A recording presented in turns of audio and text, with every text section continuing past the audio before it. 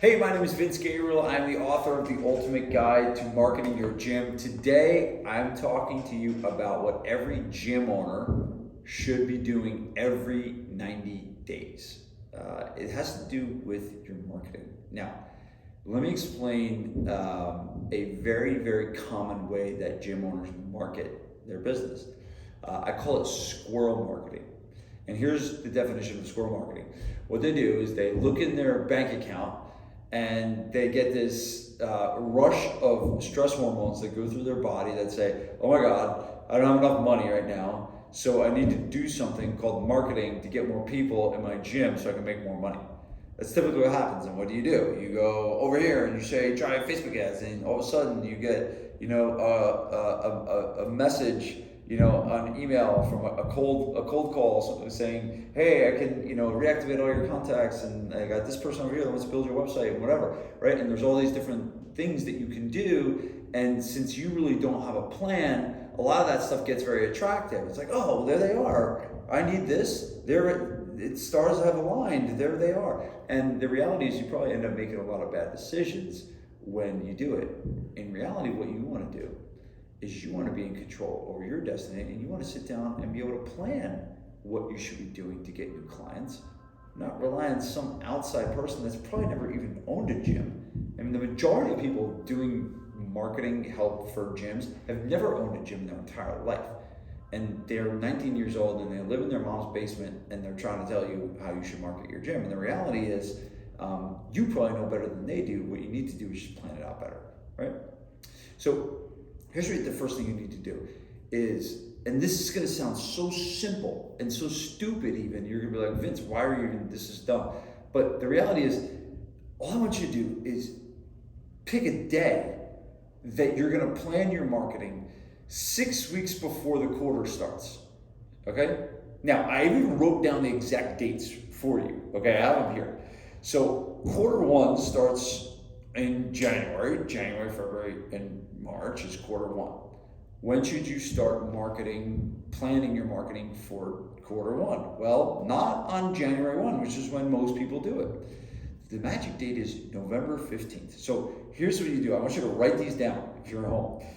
I want you to write down these 4 dates: November 15th, February 15th, May 15th, and August 15th. Now, if it comes on a Sunday, I'm sorry, whatever it is. But mid-month is exactly 6 weeks before the start of the quarter.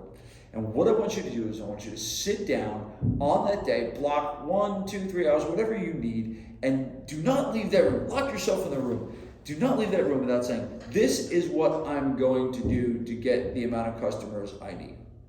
I'm going to do Facebook ads. I am going to do this. I'm going to do that. But the planning and scheduling the planning is 50% of the way there.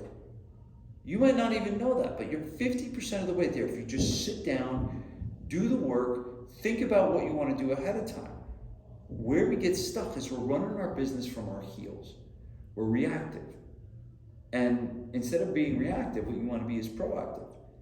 And when you're proactive, you sit down and you plan out what you're going to do, right? So hopefully you wrote those days: November 15th, February 15th, May 15th, and August 15th.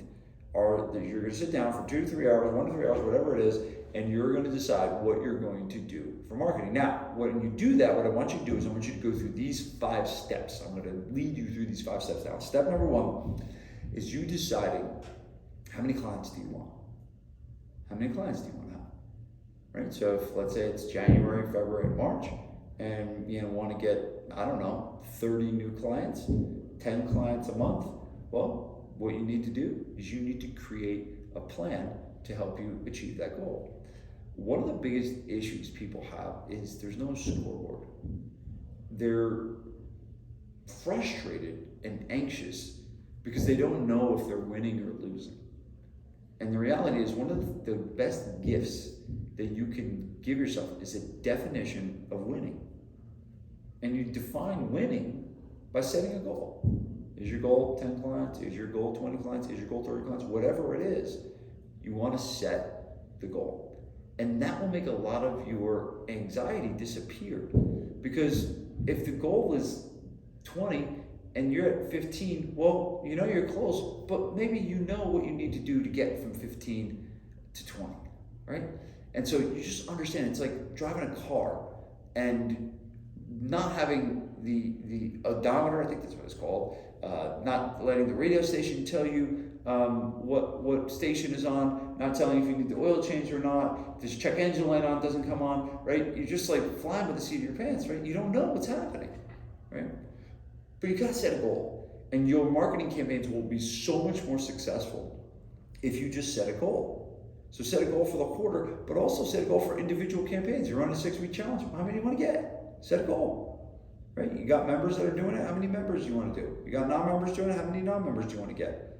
You're running a buddy week or whatever it is. How many buddy weeks? How many people do you want to have? Is it 10? Is it 15? Is it 20? Set the goal, and then compete. Hold yourself accountable. Go out and get and win. Okay. So that's number one. Is what is the goal? Number two is what are important dates within that time period. So let's say, for example, that we are marketing quarter one, which is January, February, March.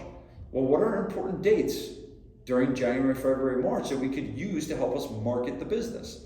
Well, obvious, easy one, right? New Year's. We know there's all kinds of get back in shape for the new year, blah, blah, blah. You can use that, right? But what's in February?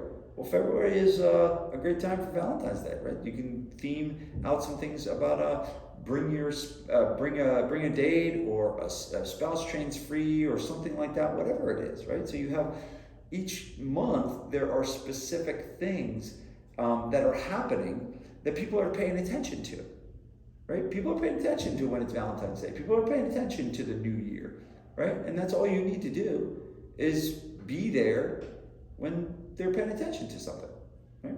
So that's the second thing, is what are the dates and what are the specific events? There may be even specific events in your community.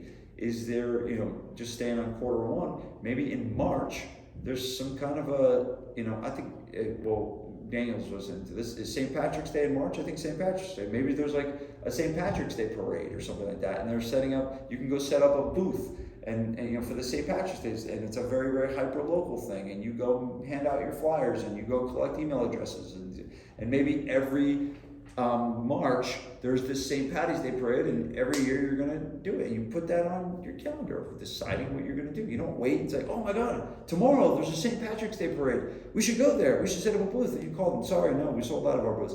This is what happens, all right? So you got to be proactive, not reactive, okay? Number three is what worked last time. What worked last time? I can't stress this enough. We are so stupid.